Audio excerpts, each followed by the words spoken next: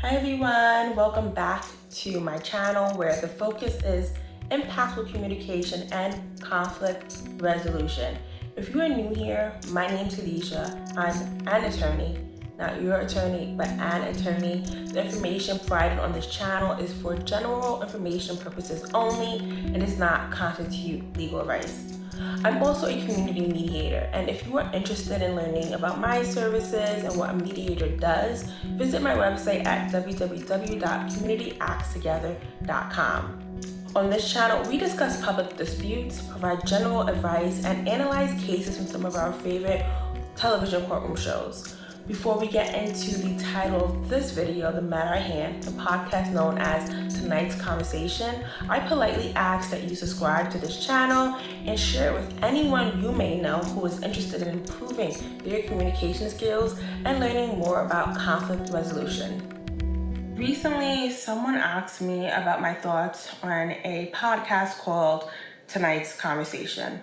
They wanted to know if I would talk about an ongoing dispute here on the channel. Initially, I said no because I don't watch or listen to the podcast, and I wasn't going to solely to understand where the problems stemmed from, who did what, and so forth. If you are as clueless as I was when I first heard the name Tonight's Conversation, from what I have been able to gather, which wasn't much, it is basically a panel of people on a podcast that discuss Black love, dating, and relationships. There are multiple panelists, podcast hosts, I believe about 6, I can be mistaken. Recently, a public uproar started brewing once 3 of the hosts left the show. It is unclear if they were let go or if they left on their own accord. And according to Essence Magazine, there are allegations of fighting, infidelity, workplace sexual affairs, unpaid wages, doxing, gaslighting, and manipulation that exists around the podcast and the host. And there's an ongoing legal case. For what? I don't know. I'm not sure. I'm guessing defamation or libel, something of the sort. Again, when I was first asked to talk about the podcast dispute, I said no. Then I thought about it a little more and said to myself, this can actually be an educational moment, opportunity for the viewers on work-based collaborations, agreements, and toxic work environments. So if you were here solely for commentary about the podcast hosts themselves, I got nothing. But if you want to learn impactful practices that you can implement when considering partnerships and collaborations, I got you. That's where I come in. Before you enter into any partnership, be it a creative collaboration or a traditional employment gig, I want you to figure out what you value in your work-based collaborations and partnerships. And when I say work-based, I mean an activity that requires your mental and or physical and or emotional efforts. Labor. A company or an individual reaching out to you to, let's say, write an article for their website, that's work. A company or an individual asking you to review their product, that is work.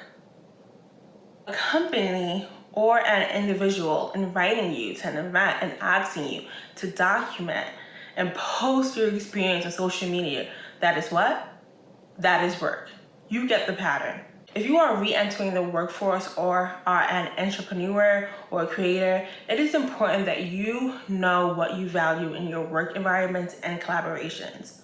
Because if you don't, you'll just be saying yes to anything and everything, which will eventually lead to burnout and or serious workplace infractions like ones we are collectively hearing about from the host of Tonight's Conversation.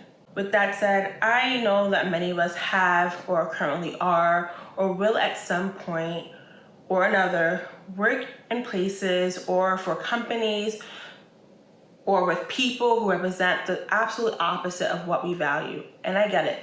Bills need to be paid. With that acknowledgement, I still think it is important, super important, that we know our employment and collaboration work values. By consciously identifying our values, we become energetically connected to them. We embody them. We help the universe propel opportunities that align us to them. And if that sounds a little bit too woo-woo for you, let's look at it through a more practical lens. There is popcorn on one side of your desk, and there's a mocktail on the other. You have a sheet of paper directly in front of you, but you also have your laptop open to a list of words that popped up after you searched work values, just in case you had trouble identifying a certain value. With a pen waiting to be picked up, you think about your past work experiences. You recall the job or the collaboration from before the 2020 quarantine that made you feel seen and acknowledged for your hard work, and you jot down recognition. You think about the worst job you had, and you remember that the executive director spoke horribly down on the manager, which made everyone feel anxious. So you jot down respect. You also remember that you never got paid on time, so you include reliability and security. You jot down values that, though you may not have had extremely positive or negative experience with, you appreciate in your work environments, like work-life balance and independence. Eventually, you have a list of 5 to 10 work values, and it's hard for you not to reflect on whether your current place of employment or collaboration embodies those values. If they do, you are ecstatic and probably feeling a sense of gratitude. And if they don't, you're probably feeling a bit disappointed, but in some way, you're also probably feeling optimistic and motivated. Now you start applying to new jobs and opportunities once a week or once a month from a place of alignment and not desperation. You are thoroughly reading company mission statements, company goals and values, and employee reviews. You are not about to leave one mess for another. You are going to take your time and find the right opportunity for you. If you need somewhere to start, I encourage you to search work values on any search engine. They will pop up in PDF files and charts and lists, etc. Before I identified my own collaboration values, I was saying yes to almost anything and again, everything, and feeling resentful about it months and sometimes even years later. 2 years after I created a nonprofit, pretty big organizations, talk shows, organizations, you name it, started contacting me for collaborations. And at first I enjoyed it. It made me feel happy and validated, but that only lasted for so long. After I would do the interview or write the article, I would end up feeling so empty. It wasn't until someone told me to identify my work values, collaboration values, that I understood why it was so important and why I was feeling the way I did. The work I was doing didn't feel reciprocal. And just like that, reciprocity became one of my top 5 values. Before I accept any collaboration, I need to know the following. Who is asking for the collaboration and what is their overall track record with the community? What do they want from the collab? What is the compensation? Does their objective align with my and my organization's values? And is the exchange fair and equal? 90% of the time it wasn't, and I went from saying yes 90% of the time to saying no. At first, I did feel bad. It felt bad saying no so much. It felt uncomfortable. But then I started to feel less burned out and angry, and I made space for the opportunities that deserved my yes. I definitely was not planning on making this entire video about work, collaboration, values, but as I was recording, I was like, well, I guess it will be. This is some really important stuff and the foundation for part 2, which will drop the following Wednesday, next Wednesday, and go further into work collaborations and focus on agreements and contracts.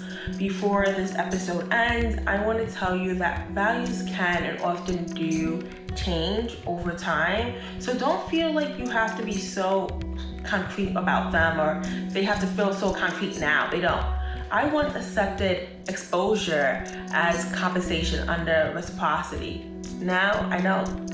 So take your time, and if you can, try to have fun identifying your values, your collaboration values, your work values.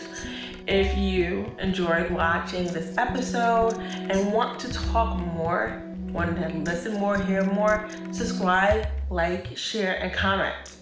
All right, until next time. Bye, y'all.